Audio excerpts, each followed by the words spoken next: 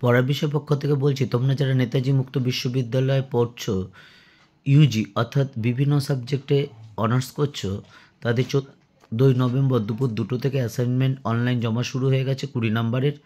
তোমরা জানো 10টা এমসিকিউ থাকবে, প্রত্যেকতে 2 নম্বর করে, কাজে একটা 10টা ঠিক হলে তুমি 20 নম্বর পাবে।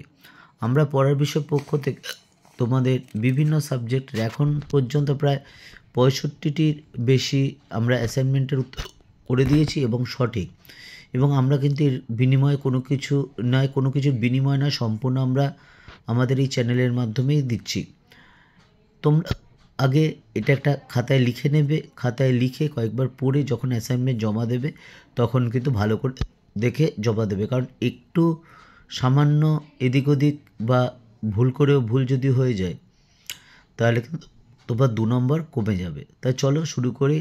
নেতাজি মুক্ত বিশ্ববিদ্যালয় second year education honours CCED 7 paper. দেখো প্রথম প্রশ্নটা, পাঠ্যক্রমের কোন মডেলটি টেকনিক্যাল সায়েন্টিফিক মডেল শ্রেণীর অন্তর্ভুক্ত নয়, চিহ্নিত করো। সঠিক উত্তর রজার্স মডেল।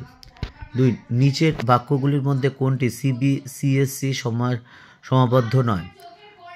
সারা বছর সমান কাজের চাপ থাকে শিক্ষার্থীদের ও বাৎসরিক পরীক্ষার আগে অতিরিক্ত চাপ এড়ানো যায়।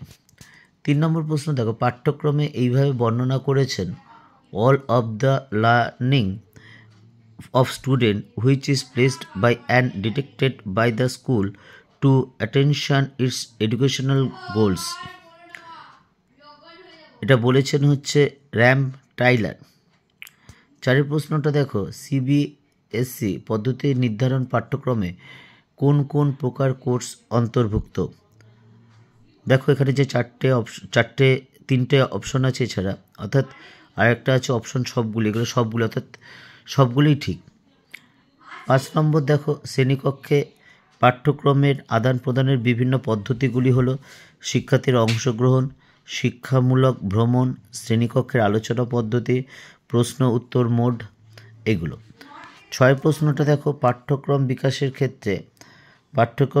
ক্ষেত্রে লুক্কায়িত পাঠ্যক্রম বলতে কী বোঝো।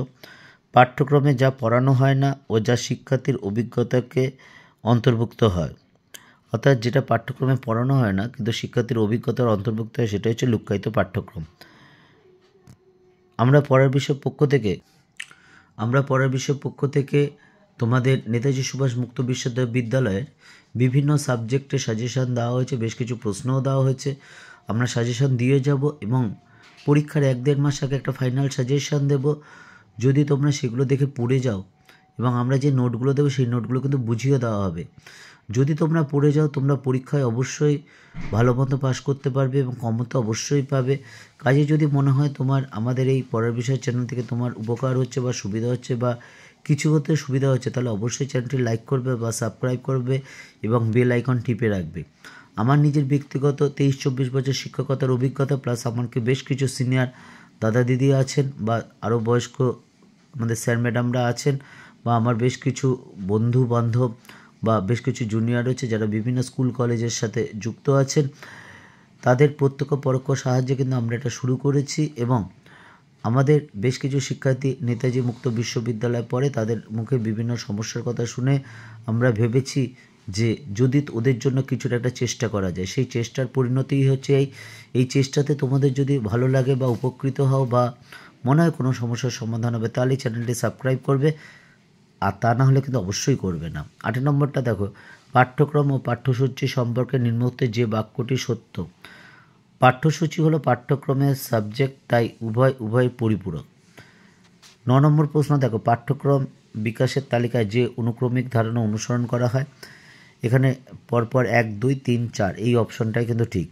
এছাড়া আমরা পড়ার বিষয় পক্ষ থেকে তোমাদের বিভিন্ন যে পড়াশোনাগত সমস্যা বা কোনটা পড়াশোনার পর কী করলে বা তোমার কি ইচ্ছা, সেই ইচ্ছা অনুসারে কি পড়াশোনা করলে এটা ভালো জীবিকার সন্ধান পাওয়া যায়, সেটা আমরা আলোচনা করি।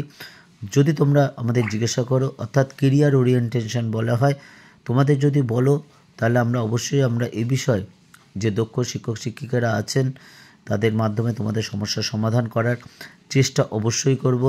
পড়ার বিষয় পক্ষ থেকে এতটুকুই, শুধু অ্যাসাইনমেন্টে 20 নয়, পরীক্ষা শুধু ভালো নয়, সারা জীবন আনন্দ ও সুখের হয়ে উঠুক, এটাই আমাদের একমাত্র কামনা পড়ার বিষয় পক্ষ থেকে।